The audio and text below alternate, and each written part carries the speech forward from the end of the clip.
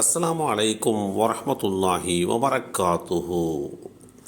தனி மனித ஒழுங்கு.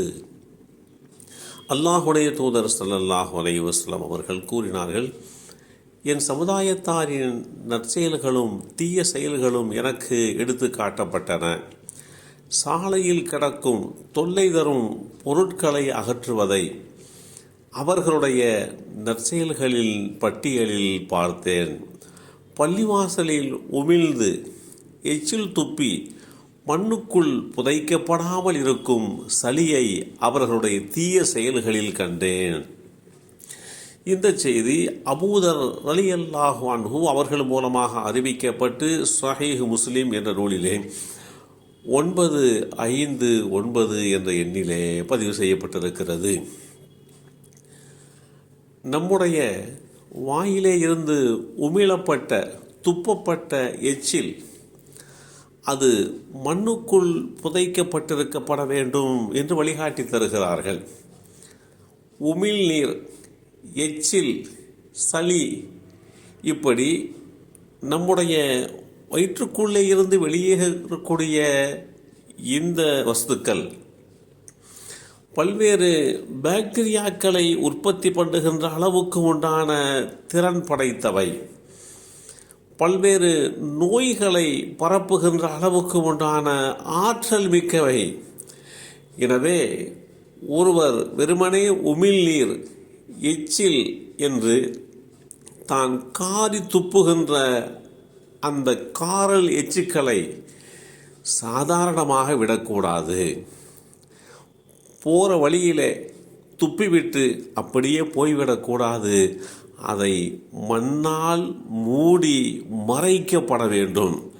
அப்படி மறைக்கப்படுகின்ற போது மண்ணுக்குள் இருக்கக்கூடிய அந்த வீரியத்தன்மை, மண்ணுக்கே உண்டான அந்த ஆற்றல் அந்த சளியிலே இருந்து வெளிப்படுகின்ற பாக்டீரியாக்களை அழித்து கொல்லும் திறன் படைத்தவை. எனவேதான் ஒருவருடைய உடலிலிருந்து வெளியேறக்கூடிய எச்சிலாக இருக்கட்டும், சளியாக இருக்கட்டும், உமிழ்நீராக இருக்கட்டும், இவைகளெல்லாம் நோய்களை பரப்புகின்ற அளவுக்கு உண்டான ஆற்றல் மிக்கவை. எனவே அது ஒரு பொது வீதி தானே, பொதுமக்கள் கூடுகின்ற இடம்தானே என்று சொல்லி அந்த எச்சிலை சர்வசாதாரணமாக துப்பிவிட்டு போகக்கூடாது என்று அல்லாஹுடைய தூதர் ஸல்லல்லாஹு அலைஹி வஸல்லம் அவர்கள் தனி மனித ஒழுங்கு என்பது எப்படி பேணப்பட வேண்டும் என்று காட்டி தந்திருக்கிறார்கள். ஒரு நாள் வேளையிலே அன்னை ஆயிஷா பிராட்டியார் ரலியல்லாஹு அன்ஹா அவர்கள் மூலமாக அறிவிக்கப்படுகின்ற ஒரு செய்தியை தெளிவுபடுத்தி காட்டுகிறது. ஒரு நாள் அல்லாஹுடைய தூதர் ஸல்லல்லாஹு அலைஹி வஸல்லம் அவர்கள் பள்ளிவாசலுக்குள்ளே சுவற்றிலே தன்னுடைய விரல் நகத்தின் மூலமாக சுரண்டி கொண்டிருக்கிறார்கள். என்ன சுரண்டுகிறார்கள் என்று பார்த்தால், யாரோ ஒருவர் அறியாமையிலோ அறிந்தோ உமிழ்நீரை, எச்சிலை, காரல் சளியை துப்பி இருக்கிறார். அது சுவற்றில் படிந்திருக்கிறது. மண் சுவருதான். அந்த மண் சுவற்றிலே படிந்திருப்பது மற்றவர்களுக்கு ஒரு அசூசையை, ஒரு அருவருக்கக்கூடிய நிலைப்பாட்டை உருவாக்கிவிடும் என்கின்ற அடிப்படையிலே அல்லாஹுடைய தூதர் ஸல்லல்லாஹு அலைஹி வஸல்லம் அவர்கள் இப்படியெல்லாம் நீங்கள் உமிழாதீர்கள், எச்சில் துப்பாதீர்கள் என்று தன் சமுதாய மக்களுக்கு தனி மனித ஒழுங்கு முறைகளை சொல்லி தந்திருக்கிறார்கள். இஸ்லாமிய நடைமுறைகளிலே இஸ்லாமிய மார்க்கத்தினர் முன்னோக்கக்கூடிய கிபிலா என்கின்ற பகுதி, புனிதமான மக்காவிலே அமைந்திருக்கக்கூடிய காபாவுடைய பகுதி, அந்த காபாவுடைய பகுதியை முன்னோக்கித்தான் முஸ்லிம்கள் தொழுது வருகிறார்கள்.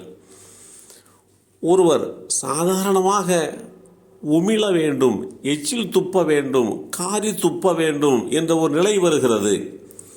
அப்படி வருகின்ற போது அவர் துப்புகின்ற அந்த பகுதி மேற்கு பகுதியாக, இந்தியாவிலே வாழுகின்ற மக்களுக்கு மேற்கு பகுதியாக இருக்கக்கூடாது, மற்ற மக்களுக்கு அது கிப்லாவுடைய திசைக்கு எதிர் திசையாக இருக்கக்கூடாது. கிப்லாவுடைய திசையை நோக்கி எச்சிலை நீங்கள் உமிழாதீர்கள், அது ஒரு ஒழுக்க குறைவு என்கின்ற நடத்தை முறைகளை அல்லாஹுடைய தூதர் ஸல்லல்லாஹு அலைஹி வஸல்லம் அவர்கள் தெளிவுபடுத்தியிருக்கிறார்கள்.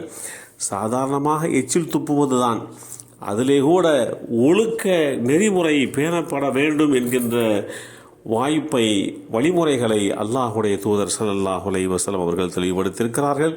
எல்லாம் வல்ல அல்லாஹு தஆலா தனி மனித ஒழுங்கு முறைகளை பின்பற்றக்கூடிய நல்லோர்களாக நம்மையும் நம் சந்ததிகளையும் ஆக்கி வைப்பானாக. அஸ்ஸலாமு அலைக்கும் வரஹ்மத்துல்லாஹி வபரகாத்துஹு.